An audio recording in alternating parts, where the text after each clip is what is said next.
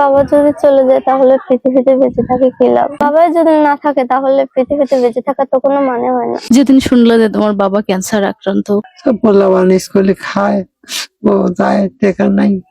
5টা টাকার জন্য এর কাছে চায়, বেঁচে থাকার এক করুণ আর্তনাদ নিয়ে। যে মানুষটা কিছুদিন আগেও ভালো ছিল, ভ্যান চালিয়ে রীতিমতো পরিবার পরিজনের জন্য আয় রোজগার করত, তার আয় রোজগারেই চলতো পুরো সংসার। হঠাৎই যেন তাদের জীবনটা থমকে গেছে। হঠাৎই একদিন জানতে পারে ক্যান্সারে আক্রান্ত এই লোকটি।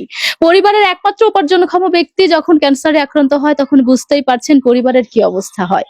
দর্শক, ভিডিওটি বেশি বেশি শেয়ার করবেন। এই লোকটা বাঁচতে চায় পৃথিবীতে। তার এই দেখেন কি সুন্দর ফুটফুটে একটা কন্যা সন্তান আছে, তার জন্য হলেও সে বাঁচতে চায়। কতদিন আগে আপনারা জানতে পারলেন যে উনি ক্যান্সার আক্রান্ত?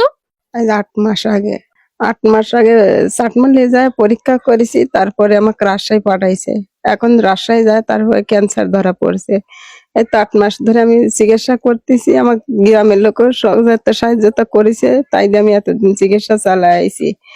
একটা কেমো দিয়েছি, আবার মনে করেন যে নিয়ে গেছি, নিয়ে যাওয়ার পরে কইছে কেমো চলবে না, থেরাপি চলবে।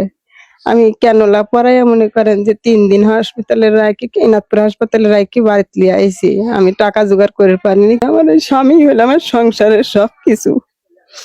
আমার একটা প্রতিবন্ধী মেয়ে আছে, আমার স্বামী যদি এখন চলে যায় আমার মেয়েটা কে দেখবেন, আমার সংসারকে বাঁচাবি।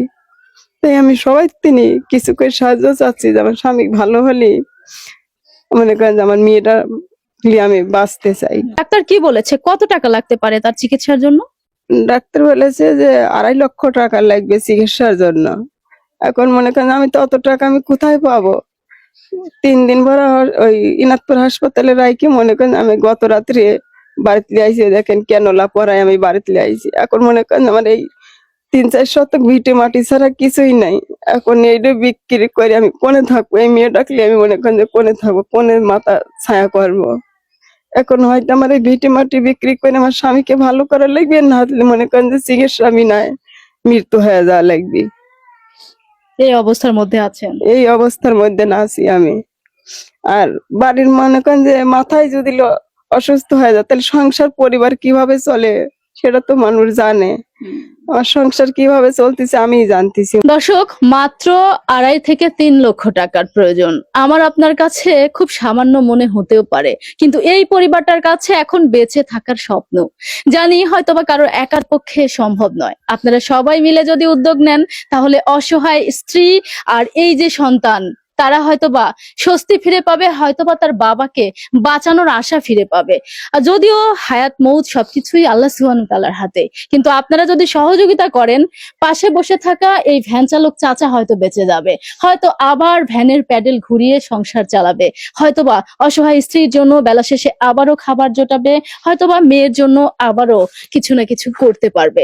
এমত অবস্থায় স্ক্রিনে দেওয়া নম্বরে আপনারা যোগাযোগ করবেন। সরাসরি এই নম্বরে যোগাযোগ করার পরে কথা বলবেন, এই পরিবারের সঙ্গে কথা বলে নিশ্চিত হয়ে তারপরে আপনি আপনার সাধ্যমতো যে কোনো অঙ্কের টাকা পাঠাতে পারেন।